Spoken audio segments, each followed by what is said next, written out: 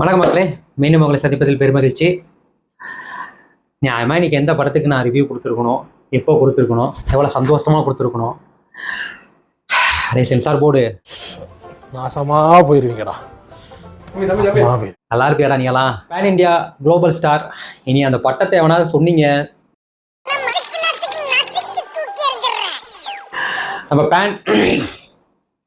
நம்ம பிரபாஸ், மாளவிகா மோகனன், நித்யா அகர்வால், ரித்திக் குமார், விடிவி கணேஷ், சஞ்சய் தத் மற்றும் பலர் நடித்து தமன் இசையில் மாருதி இந்த படத்தை இயக்கியிருக்காங்க. படம் பேர் என்னன்னா த ராஜா சாப். பிரபாஸ் த ராஜா சாப். என்ன கர்மத்தாலும் வச்சுக்கோங்க. ஸோ இந்த படத்தோட கன்றாவான ஒன்லைன் என்னன்னு பார்த்தீங்க அப்படின்னா, நம்ம பிரபாஸுக்கு ஒரு பாட்டி இருக்காங்க. அந்த பாட்டிக்கு அம்னீசியாவா அந்த மாதிரி ஒரு நோய் இருக்குது. அம்னீசியான்றது மறதி, அந்த நோய் இருக்குது. அவங்களுக்கு வந்துட்டு அவங்களோட வீட்டுக்காரரு பல வருஷத்துக்கு முன்னாடி தொலைஞ்சு போயிடுறாரு. எப்படியாவது அவங்க இறப்புக்கு முன்னாடி அவங்கள பார்த்துடணும், அவரை வந்து சேர்த்து வச்சிடணும்னு பிரபாஸ் கிட்ட வேண்டி கேட்டுக்கிறாங்க. அப்படி ஒரு தருவாயில் அவங்க தாத்தா இறந்து போயிட்டாரா இல்லையான்னு தெரியாமல் இருக்கும்போது அவர் உயிரோட இருக்காருன்றதுக்கான ஒரு ஆதாரம் கிடைக்குது. அதை தேடி போகும்போது அடுத்தடுத்து ஹீரோயின் எல்லாம் அவங்க இன்ட்ரோ வராங்க. ஒரு குளறுபடியில் கடைசியில் ஒரு பேய் பங்களால போய் மாட்டும் போது தான் தெரியுது அவங்க தாத்தா செத்து போயிட்டாரு. ஆனால் அந்த மனுஷன் நல்ல மனுஷன் இல்லை. அந்த மனுஷன் ஒரு பேராசை பிடிச்ச ஒரு மந்திரவாதி. அவங்கள லாக் பண்ணி இவங்க எல்லாரையும் ஒரு பங்களாக்குள்ள போட்டுட்டு அவங்க பாட்டியை, அதாவது அவர் மனைவியை கொண்டு அவர் மறுபிரிவு எடுக்கிறதுக்கு முயற்சி பண்ணிட்டு இருக்காரு. அந்த முயற்சி பழிச்சுதா இல்ல நம்ம பிரபாஸ் கடவுளானாரா அப்படின்றது தான் ஒரு செகண்ட் பார்ட் லீடோட முடிச்சிருக்காங்க இந்த படம் த பிரபாஸ் த ராஜா சாப். இப்பவே கண்ணை கட்டுது. எனக்கு எல்லாத்தையும் கூட மன்னிச்சிருவேன்டா. ஆனா இவ்வளோத்தையும் பார்த்துட்டு நீ பார்ட் 2 லீடு வச்ச பத்தியா, அதை மட்டும் நான் ஜென்மத்துக்கும் மன்னிக்க மாட்டேன்டா. ஒரு வகையில ஒத்துக்கிறேன்டா. இது வரைக்கும் இந்த பேன் இண்டியா குளோபல் ஸ்டார் போட்ட கெட்டப்லயே சரியான கெட்டப்னா அதுதான். ஏன் தெரியுமா? அது என்ன கெட்டப் தெரியுமா? ஜோக்கர். கரெக்ட், அதுதான் பர்ஃபெக்ட் கெட்டப். ஸோ இந்த படத்துல நல்ல விஷயங்கள் எது அப்படின்னு கேட்டீங்கன்னா ஒண்ணுமே கிடையாதுங்க. ஒண்ணுமே கிடையாது. விஎஃப்எக்ஸ்லாம் ஒரு பேய்படத்துக்குரிய விஷயங்கள் மட்டும்தான். ஆஹா ஓன்ற அளவுக்கு ஒன்றும் கிடையாது. மியூசிக்லாம் வந்துட்டு பார்த்தீங்கன்னா பாடல்கள் வந்து காரணம் கொடுறோம். பேக்ரவுண்ட் ஸ்கோர் வந்துட்டு தமன் வந்து இருக்கிறதுல ஹை பிக்சர் வைக்கிறா. அப்படி இதே நம்ம கங்குவா படத்துல வந்ததே பரவாயில்லன்ற ரேஞ்சுக்கு இருந்தது. அளவுக்கு அதாவது அந்த படத்துக்கு அதுக்கு சம்பந்தமே இல்லாத மாதிரி இருக்கும். பேக்ரவுண்ட் ஸ்கோர்ல ஒண்ணுமே புரியல. அது என்ன மந்திரமா, தெலுங்கு வார்த்தையா, தமிழ் வார்த்தையா, ஒரு கன்றாவையும் விளங்கல. ஸோ இசையுமே பெருசா இவங்களுக்கு உதவல. ஒரு பேய் படத்துக்குரிய ஒரு சாராம்சமான ஆர்ட் ஒர்க்லாம் ஒன்றும் பெருசா நம்ம பயமுறுத்து. இப்போ சத்தியமா பேய் படமே இல்லை. சாமி சத்தியமா சொல்றேன்.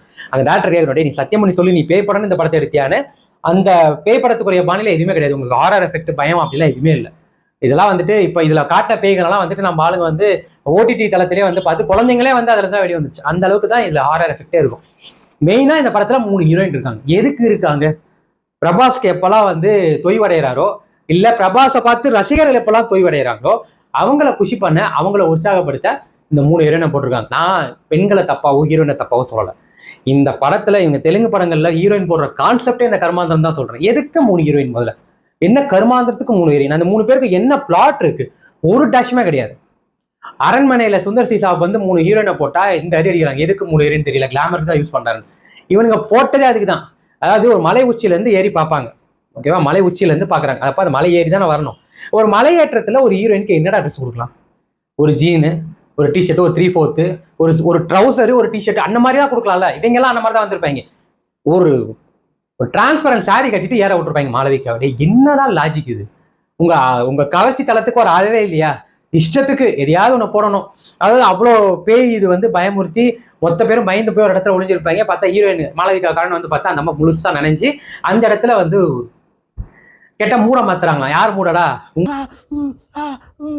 இதுக்குன்னே அந்த ஹீரோயின் வச்சிருந்தாங்க. ஒரு நித்யா அகர்வாலா இருக்கட்டும், அங்க போற ட்ரெஸ்ஸா இருக்கட்டும், அதுக்கப்புறம் மாளவிகா மோகன் கேட்கவே வேணாம், அதுக்கப்புறம் ரித்திக் குமார் வேற. சீரியஸா 3 ஹீரோயினுமே வந்துட்டு இவங்க பொழுதுபோக்கு தான் வச்சுட்டாங்க. அது ப்ரீ கிளைமேக்ஸ் முறையில இருந்து இவங்கலாம் அவ்வளவுதான் முடிஞ்சு அங்கே அவுட் ஆஃப் இது போயிடுவாங்க. கடைசியில் கிளைமேக்ஸ் கிட்ட தான் வருவாங்க. மற்றபடி வேற எந்த இடத்துமே பெருசா ஹீரோயின்ஸுமே பெருசா யூஸ் இல்லை. காமெடியும் ஒண்ணுமே பெருசா ஒர்க் அவுட் ஆகல. இது வந்து நிறைய விஷயங்கள் யோசிச்சிருக்காங்க. ஹிப்னாட்டிசம் யோசிச்சிருக்காங்க, 7 சக்கரத்தை யோசிச்சிருக்காங்க, என்னென்னமோ நிறைய விஷயங்கள். ஒரு மனநலம் சார்ந்த விஷயங்கள், இந்த பேய் இந்த விஷயங்கள்லாம் இருக்குல்ல, இதை வந்துட்டு நம்ம மூட நம்பிக்கையா இருக்கிறது சயின்ஸ்லயுமே ஒரு சில விஷயங்கள்லாம் யோசிச்சிருக்காங்க. பட் அது ஸ்கிரீன் பிளேல கொண்டு வரணும்ல, அந்த கர்மாந்தரத்தை மறந்துட்டாங்க. எப்படி எழுதுறதுன்னு தெரியல. ஃபர்ஸ்ட் ஆஃப் வந்து ஒரு பக்கா தெலுங்கு படமா, தெலுங்கு மசாலா படமா இருக்கான்னு கேட்டா ஓரளவுக்கு இருக்கு. ஆனா அதுலேயே நம்ம தகுந்த விஷயங்கள் எந்த கர்மமும் கிடையாது. அது அந்த அளவுக்கு ரைட்டிங். செகண்ட் ஹாஃப்லாம் சுத்தம் இஷ்டத்துக்கு என்ன கர்மத்தை வேணாலும் பண்ணலாம். என்ன அதாவது ஒருத்தர் இவங்களுக்காக ஹெல்ப் பண்ண வந்திருப்பாரு, ஒரு டாக்டர். அந்த டாக்டரை அடிச்சு பிடிச்சி வெளியில கடாசி விட்டுருக்கும்.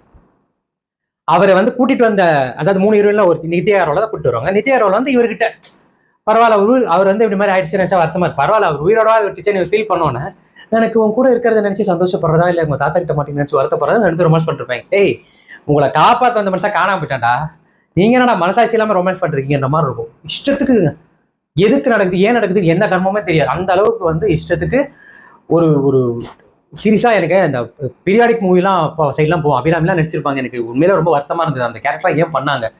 சஞ்சய் தத் வந்து என்ன ஏஜ் அவருக்கு வந்து ஜோடியா வந்து அபிராமியை நடிக்க வச்சிருப்பாங்க.